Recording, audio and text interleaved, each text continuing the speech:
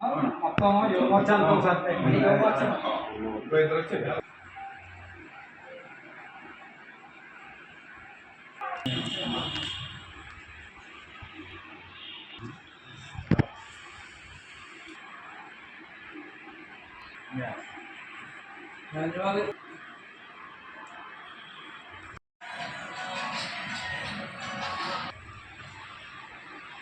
రావడం జరిగింది.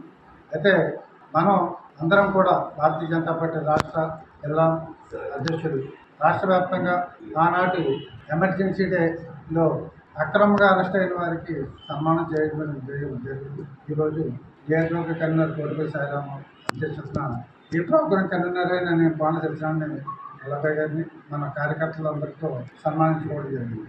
అప్పట్లో ఇందిరాగాంధీ 21 నెలల పాటు చాలా దారుణంగా ఎమర్జెన్సీ డే అప్పటికప్పుడు విధించి ప్రజల్ని రాజకీయాలకు ప్రత్యర్థుల్ని బాగా ఇబ్బందులు పెట్టడం జరిగింది. అలాగే పత్రికా స్వేచ్ఛను కూడా లేకుండా చేశారు. ఎన్నికలు జరగకుండా చాలా విధాలుగా దేశాన్ని ఇబ్బందులు పెట్టి ఆలోచన చేయడం జరిగింది. కనుక ఈరోజు మనం ఈయనకి సన్మానం చేసుకోవడం మన అదృష్టంగా భావిస్తున్నాం.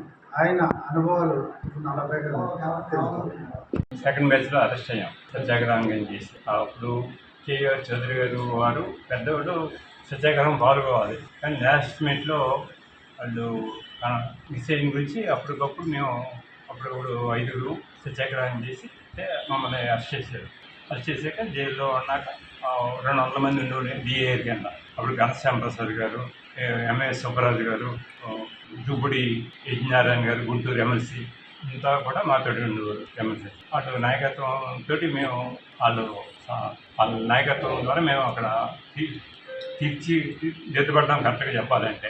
తర్వాత నాయకులు వాళ్ళు కొంతమంది రిలీజ్ అయ్యాక లోక సంఘర్షణ సమితి జయప్రకాష్ నారాయణ నాయకత్వాన్ని ప్రతిపక్షాలన్నీ కలిపి లోక సంఘర్షణ సమితి పేరుని ఒక సంస్థ ఏర్పాటు చేశారు. మొత్తం అన్ని జైల్లో ఉన్న ఎస్ఆర్టీటీ న్యూస్, డిఆర్ న్యూస్ తరఫున. అప్పుడు రాజమండ్రి సెంట్రల్ జైల్లో డిఏఆర్ కేసుకి నేను డిఏఆర్ నాయకత్వం నాకు అప్పచెప్పారు. కొంతమంది పెద్దలు వెళ్ళిపోయాక, అంటే కొంతమంది వెళ్ళిపోయారు. అప్పుడు లోక సంఘర్షణ సమితి ఏర్పడతాకి అయిన కండిషన్స్ అయ్యి కాగితం మీద మోసా మీద వీళ్ళు మేసార్ డిటైన్ చేస్తారు, వీళ్ళతో సంతకాలు పెట్టించి పంపవలసి వచ్చింది. అది పంపుతుంటే మామిడిపడి బొట్టలో పెట్టి బయటకు పంపుతుంటే చెకింగ్లో దొరికేసాక మాత్రం చాలా పనిష్మెంట్ ఇద్దామని చూశారు. కానీ ఇందువల్ల మొత్తం మీద జైలు వీళ్ళంతా కూడా మా మీద మంచి సదభిప్రాయంతో ఉండేవాళ్ళు.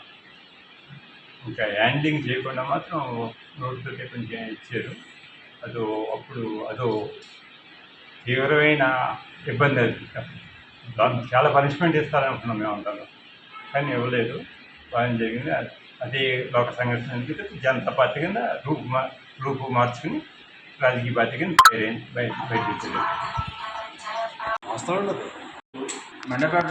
మండపేట నియోజకవర్గంలో ఈ స్థాయిలో ఉంది అంటే దానికి పునాది వేసిన వారు ముఖ్య కారకులు మన విజయనాథ పార్థసారథి గారు. ఈయన ఆ రోజుల్లోనే 80s టైంలోనే కౌన్సిలర్లుగా ఆ రోజు పదవులు పొందారు. ఇట్లా భారతీయ జనతా పార్టీ అనేది ఎవరికి తెలియని టైంలో ఓవరాల్గా సౌత్ ఇండియాలోనే అంత ప్రత్యేకత చెందిన పార్థసారథి గారు ఈయన. అంతేకాకుండా జనసంఘ్ పార్టీ నుంచి ఉన్నారు ఈయన. అంటే భారతీయ జనతా పార్టీకి మాతృ సంస్థ నుండి జనసంఘ్ పార్టీ నుంచి ఉన్నారు ఈయన. మళ్ళీ ఈయన యాక్టివ్గా రావాలని చెప్పేసి మాకు పార్టీలోకి మేము ఈ సందర్భంగా కోవడం కూడా జరుగుతుంది. 98 వరకు వారితోటి మేము వారి అడుగుజాడలు నడిచాం. అప్పుడు 96లోనేమో గిరిజాల వెంకటస్వామి నాయుడు గారిని నెగ్గించారు ఆయన ఆధ్వర్యంలో. తర్వాత 98లోనేమో ఎస్వి సత్యనారాయణ జమీందారు గారు నెగ్గించారు. అది వారితో పాటు బయటికి వెళ్ళినా కానీ అమ్మగారి ఇంటికి వచ్చేటప్పటికి కార్యకర్తను ఎలాగా లైన్ చేయాలి ఏంటి అన్నదే వారికన్నా ఎక్కువగా కార్యకర్తను ప్రేమించి వారికి యొక్క మంచి చెడులన్నీ చూసేవారు. ఇదే నాకు తెలిసిన మరి వీరి కుటుంబం గురించి. ఈ సందర్భంగా ఇప్పుడు ఇది మనకు పీటీ ఉషా అంటాం, యాక్టివ్గా పరిగెట్టేవారు మన తెలుసు. అప్పట్లో ఈవిడ మాకు పీటీ ఉషా అన్నమాట. ఎందుకంటే అక్కడ ఏ కార్యక్రమం జరిగినా కూడా ముఖ్యంగా ఆర్గనైజ్ చేయడం, గేమ్స్ ఉంటే ఆ గేమ్స్ కండక్ట్ చేయడం, పేరెంట్స్ అందరికీ ఒక మీటింగ్ పెడుతుండేవారు. అటువంటి పేరెంట్స్ అందరికీ కూడా ఉత్సాహం తెప్పించి అక్కడ కార్యక్రమాలు చేయడం, అందులో చాలా ముందు ఉండేవారు. అంతేకాదు చిన్నారావు గారు ఇది మన పార్థసారథి గారి ఆశయాలను కొనసాగిస్తూ స్కూల్ మెడబెడ పంపిస్తూ నడవడం అనేది కూడా చాలా ఆనందం.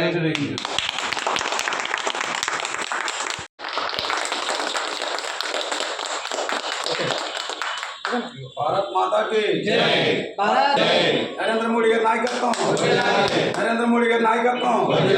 జై బీజేపీ, జై బీజేపీ. भारत माता की, भारत माता की, भारत माता की. ఓకే